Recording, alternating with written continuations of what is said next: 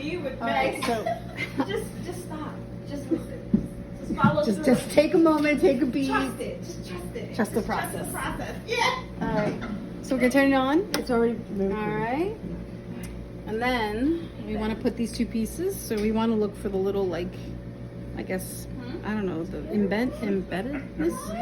And then you see, like, it matches this. And then we know it's good if it lays flat. I took a Regis. I was like, so how do I do it? She goes like this. Then you wanna, failed. you guys, hey, if you want to hear the video later, Huh? Yes, I do. so your voices are gonna be all up in it. In case you missed us. I So- apologize. All right. So pack your I was gonna say pack your popcorn. For some reason, I'm still in movie mode.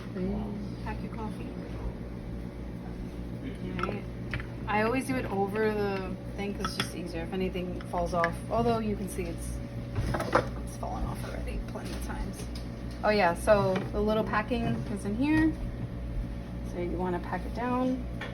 There is a max line in this thing, but generally if you can push this and it sort of sits level, then it's fine. Okay.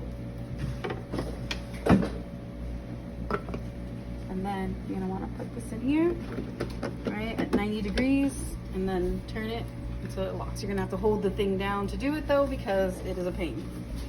Next thing, take this wand out. And as long as this isn't blinking, you can start to make your coffee right away, which is why I always turn it on first so it gets the water going. So we can put our cup underneath and then turn it to the left. And it will start the brew in. Yum. Can't wait to have chips.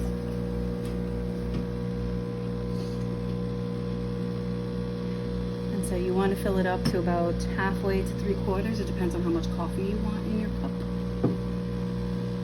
How much coffee do you want? Oh, like 3/4 or half a cup? cup is fine. Well, now it's going to 3/4. So, That's fine. and then once you get it to the level that you want it at, you want to make the milk.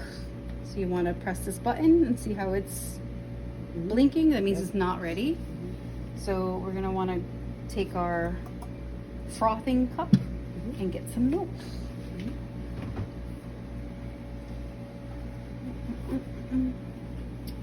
And we're gonna want to fill the milk up about halfway between the bottom of the cup and the bottom of that right there where the indentation is.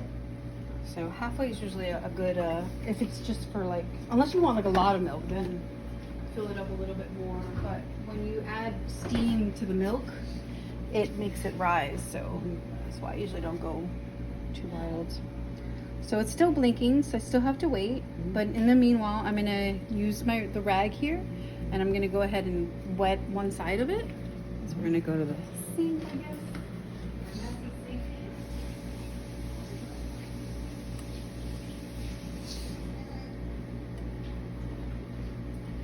So I went ahead and I wet the towel on one side. Your towel will be a little bit cleaner. This looks dirty, but it's not. It's just it's stained over time.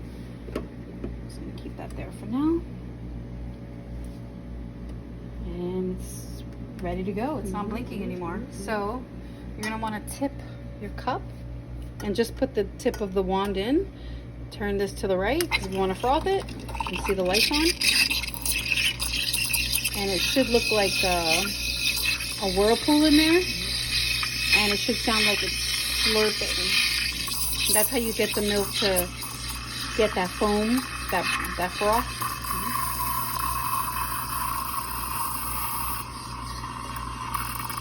And if you get big bubbles like that or something, then just keep frothing it. The bubbles should pop in there and kind of get sucked in. I don't know, it's weird.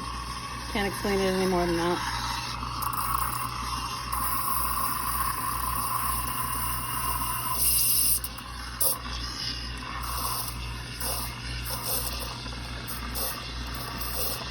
So that's the sound that you want to get the froth. It's a balance between like holding it, you know, there, and then I want to start heating up the bottom. You want to touch the bottom for the heat, see how hot it is, depending on how hot you want it. I like mine usually pretty hot, but I don't know about you. Hot, okay. A little more foam. And then I'll turn it off. Because if you turn it off when you're trying to pull it out, it'll splatter milk, hot milk at you. And there's a lot of bubbles, so I'm going to swirl it. And you can also kind of like do that and try not to spill, because that's totally me. And then you're going to want to take your wet rag and wipe this off. All right. And then push the wand in till it gets to the hole. Turn this, let off some steam. It also cleans the tip. And if you want to make a second cup, like, y'all, I made one for me, now I got to make one for someone else. You'll want to click on making espresso side, but see how they're both blinking? Mm-hmm. That means you have to let off steam. So if you turn this to the right, let off some steam, literally, come back, you'll see that it's now back to, like, you can make espresso again. So I had